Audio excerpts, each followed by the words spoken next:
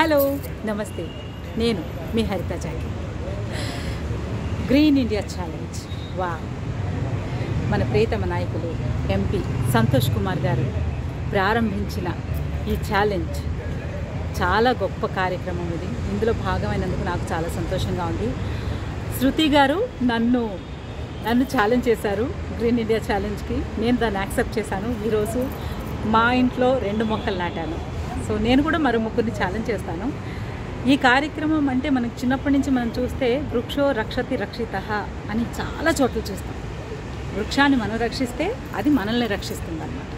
ఎంతోమందికి నీడనిస్తుంది, ఎంతో చూస్తేనే ఆహ్లాదకరంగా ఉంటుంది. గ్రీన్ అనేది ఒక మనసుకి ఒక సంతోషాన్ని ఇచ్చే విషయం మాత్రమే కాదు, పొల్యూషన్ కానీ ఆరోగ్యపరంగా కానీ చాలా చాలా ఒక గొప్ప కార్యక్రమం ఇది. ముందుగా వారికి కార్యక్రమాన్ని ప్రారంభించినందుకు ధన్యవాదాలు తెలుపుకుంటున్నాను.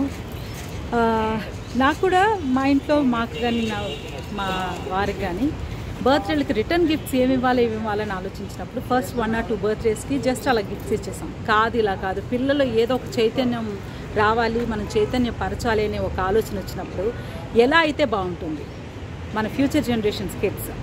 సో అప్పుడు మాకు థాట్ వచ్చింది ఏంటంటే రిటర్న్ గిఫ్ట్ ఒక ప్లాంట్ ఇవ్వాలి అని. సో చాలా సంవత్సరాలుగా మేము అదే కార్యక్రమం చేస్తున్నాము. ప్రతి పిల్లలకి, కొంతమంది పిల్లలు అప్సెట్ అవుతారు, బట్ లవ్ ఆ మొక్క పెరిగే విధానాన్ని బట్టి వాళ్ళలో ఒక పాజిటివిటీ రావడమే కాకుండా నా మొక్క దాన్ని బాగా పెంచాలి, ఇన్ని పువ్వులు పూసినాయి అలా ఉందని వాళ్ళకు కూడా ఒక ఇంట్రెస్ట్ పెరగడం మొదలైంది. చాలా కాల్స్ కూడా రిసీవ్ చేసుకున్నాం పేరెంట్స్ దగ్గర నుంచి. పిల్లలు మా మొక్క బాగుంది అని, నేనే పెంచుతున్నాను, నేనే నీళ్ళు పోస్తున్నాను. సో పిల్లల్లో ఆ ఒక ఉత్సాహాన్ని డెఫినెట్గా మనందరం ఫ్యూచర్ జనరేషన్స్కి అందివ్వాలి. సో అలాంటి ఒక గొప్ప కార్యక్రమంలో నేను కూడా భాగమైనందుకు నిజంగా చాలా ఆనందంగా ఉంది. Once again thank you so much Santosh Kumar గారు. ఓకే, ఇప్పుడు నేను మరో ముగ్గురికి ఛాలెంజ్ ఇవ్వాలి కదా. వాళ్ళు ఎవరంటే, ఫస్ట్ ఛాలెంజ్ ఎక్కడ చేస్తారు